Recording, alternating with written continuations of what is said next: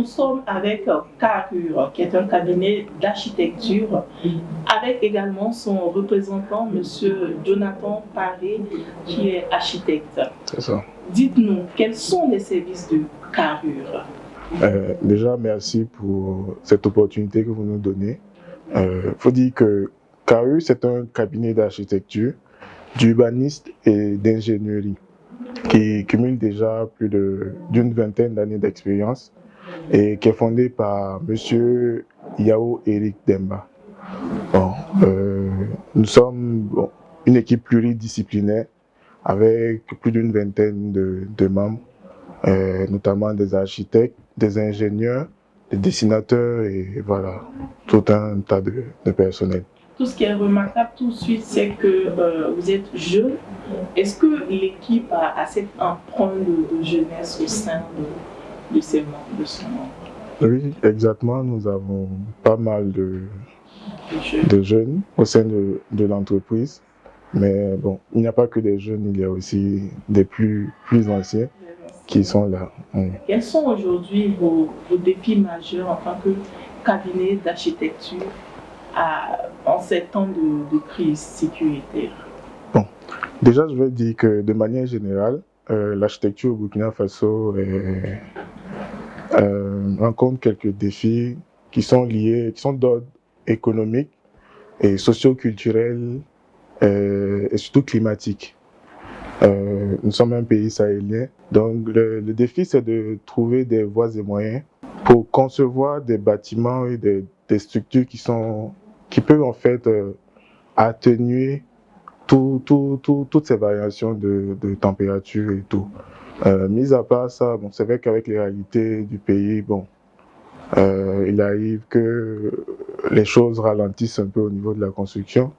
Mais bon, nous essayons de faire ce que nous pouvons par rapport à ça. Parlons d'utiliser des matériaux qui sont adaptés au climat. Quels sont ceux qui seraient recommandés?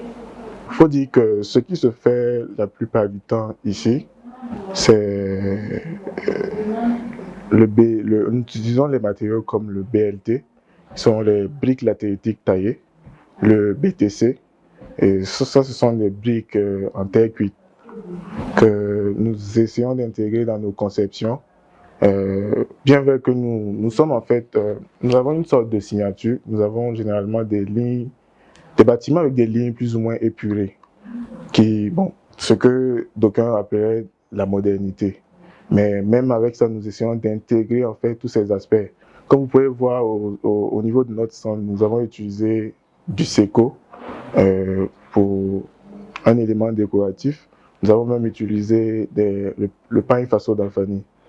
Donc c'est un peu ça. Nous essayons en fait d'intégrer tous ces petits aspects-là pour que le bâtiment soit le plus ergonomique et optimum possible. Est-ce que la faible demande de ce type de bâtiment n'est pas due au coût qui peut être élevé par moment pour le citoyen lambda?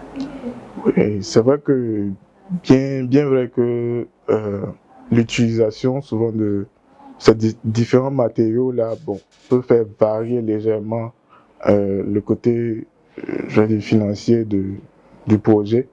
Mais c'est aussi ça la mission d'un architecte, c'est de trouver des voies et moyens pour que le client soit satisfait. Ça veut dire que à partir en fait des moyens qui sont disponibles, c'est à nous de trouver des solutions pour essayer d'intégrer tout ça et pour que la personne soit le plus à l'aise possible au sein du projet qu'il nous a demandé. Qu'est-ce qui fait la particularité de Carrure?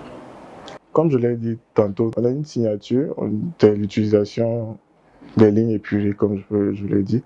En fait, nous essayons de faire en sorte que nos conceptions puissent rester dans le temps. C'est-à-dire que si nous concevons un équipement aujourd'hui, même dans plusieurs années après, il ne faut pas qu'il soit en déphasage avec ce qui est là. Et qu'on dise que non, ça, c'est des anciens modèles, c'est des anciens trucs. Au-delà de ça, nous sommes très rigoureux dans le travail. Nous aimons le détail. Et comme je le disais tantôt, nous utilisons les traits locaux Nous utilisons aussi des équipements qui consomment moins en énergie et qui sont vraiment adaptés à notre climat. Au-delà de ça aussi, il faut dire que nous aimons le challenge au sein de notre structure. Comme vous pouvez le voir, nous essayons de participer au maximum possible aux différents concours qui se lancent. Tout ce qui peut avoir attrait avec l'architecture au Burkina Faso, nous essayons de répondre présent. Et quelles sont vos attentes suite à cette 7e édition?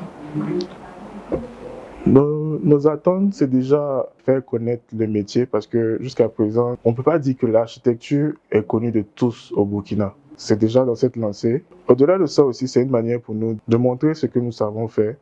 D'accord. Est-ce que vous avez un dernier mot à l'endroit de ces jeunes aussi qui veulent, comme vous, devenir architectes? Ce que je peux dire, c'est déjà de les encourager parce qu'on a tendance à se dire que l'architecture, c'est quelque chose de difficile et tout, mais après, il faut juste l'amour de la chose et de ne pas avoir peur de se lancer et de continuer en fait à faire valoir le métier là au Burkina.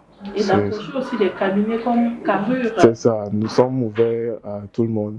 Merci à vous, monsieur Jonathan. Merci on va aussi. se dire à très bientôt avec un autre invité sur ce plateau.